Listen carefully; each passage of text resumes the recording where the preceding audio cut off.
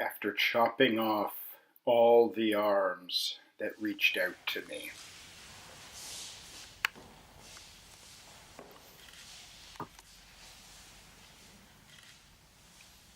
After boarding up all the windows and doors.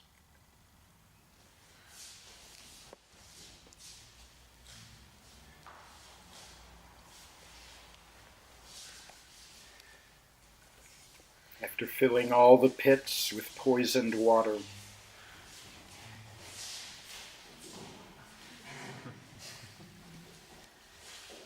After building my house on the rock of a no, inaccessible to flattery and fear.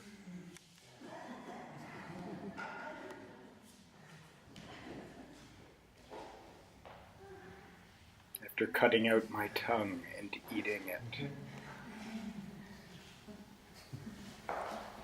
After hurling handfuls of silence and monosyllables of scorn at my loves.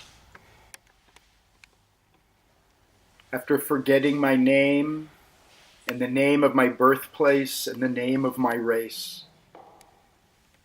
After judging myself and sentencing myself to perpetual waiting and perpetual loneliness,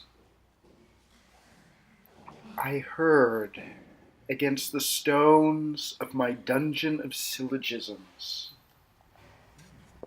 the humid, tender, insistent onset of spring.